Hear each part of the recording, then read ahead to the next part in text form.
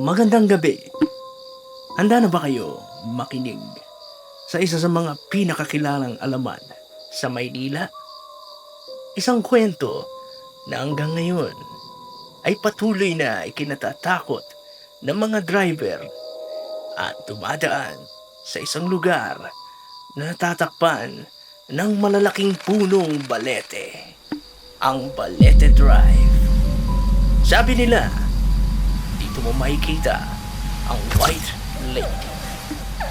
At ngayong gabi, ito ang karanasan ng isang tao na hindi na kailanman nakalimot.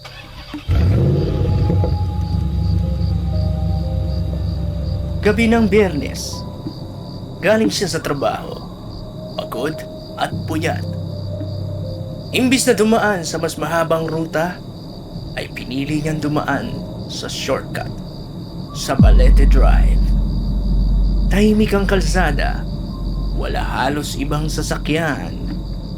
Ang mga punong balete sa gilid ng daan, nakasanga, nakayuko, parang mga matang nakamasid. Ang mga poste ng ilaw, nanginginig ang buga ng liwanag. Sa mga oras na iyon, ramdam niya na tila siya ay nag-iisa.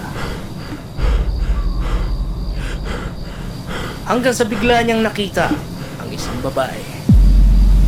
Nakatayo sa gilid ng kalsada, nakaputing bestida, mahaba ang buhok, nakatakip sa mukha. Nagulat siya.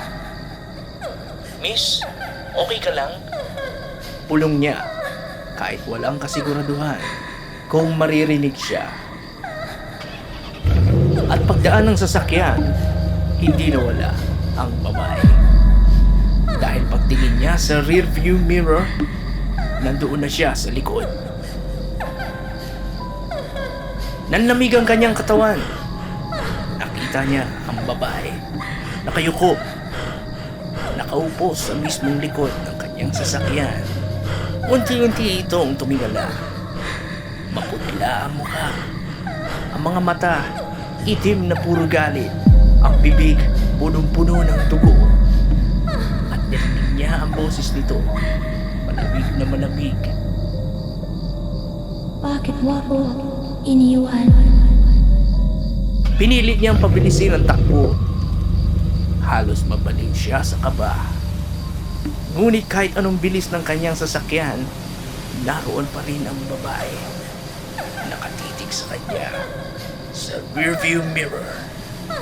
Hanggang sa pumikit siya ng ilang segundo at pagmulat niya, wala na ito.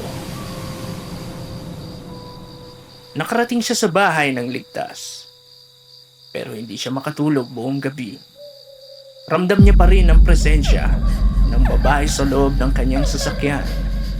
Ramdam niya ang malamig na hininga nito sa kanyang batok. At tuwing dadaan siya sa Balete Drive, hindi na niya tinitingnan ang likod. Hindi na niya tinitingnan ang rearview mirror dahil takot siya na baka nandoon pa rin. At baka ngayong gabi, kasama mo rin siya.